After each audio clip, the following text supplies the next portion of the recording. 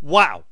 The whole mantra for the Cleveland Cavaliers all season long has been whatever it takes. And no matter what it takes, LeBron James has willed himself and the Cleveland Cavaliers to the NBA Finals for the 4th straight year. And LeBron himself, 8 straight NBA Finals appearances. That's right. Somehow, some way, the Cleveland Cavaliers did it again. Thanks to LeBron James. What's up, folks? Fred Richani, the Sports Courier, your home for sports news updates, interviews, and everything in between. If you're new here, please consider subscribing. And if you didn't get a chance to watch Game 7, my goodness gracious, it was a low-scoring affair, 87-79 in favor of the Cavaliers. The Celtics led a lot of the game. They even led by double digits at one point. But LeBron James and the Cavs stepped up to the plate, did their thing.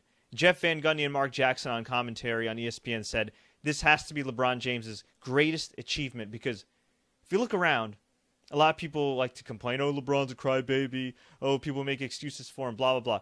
Look at his supporting cast compared to other great players in the league at his level, like, from past and present. No comparison. Now, the Cavs did make several moves, getting Nance and those other guys, but they didn't really deliver. The trade didn't really work.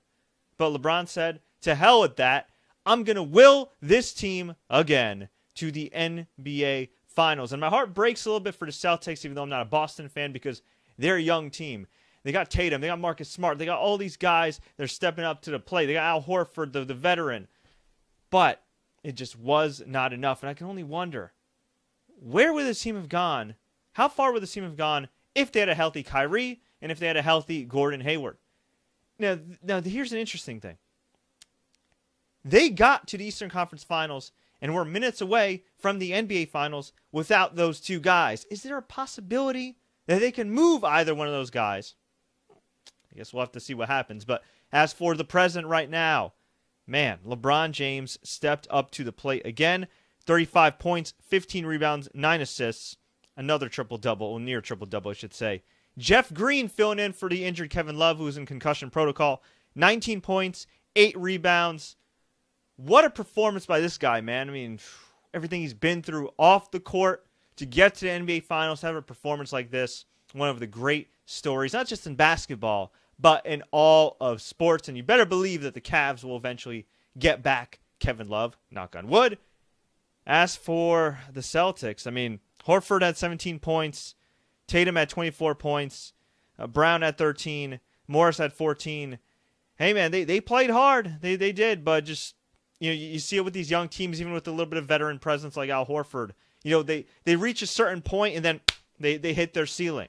Even a great team, or on paper was kind of a great team, like back in the day with OKC, with Durant and a young Harden and Westbrook. They got to the NBA Finals, but they hit their ceiling. So I think when Kyrie comes back, when Hayward comes back, whether they move either one of those guys or not for some more pieces, who the hell knows? I think they'll be in contention for a long time. But I think as long as LeBron James is eating, living, breathing, healthy, and on an NBA court, and in the Eastern Conference, it's going to be tough sledding for any NBA team. So now the Cavs await either the Houston Rockets or the Golden State Warriors. That game, Game 7, will be decided on Monday, 24 hours from now.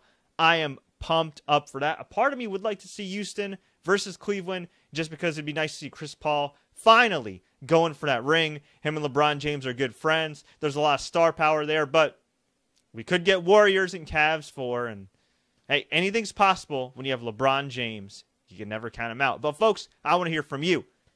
What'd you think about this game? What'd you think about LeBron James's performance? I think, at the very least, he's the second greatest player of all time at this point, especially after this postseason. And you know what the crazy thing is? He's not even done yet. But let me know. Leave a comment below. Tweet us, Facebook us. Do what you got to do. If you enjoyed this update, please like, share, take care. Don't forget to subscribe for more NBA Finals updates. Whew, my feed is blowing up here. Until next time, everybody, as always, enjoy the games.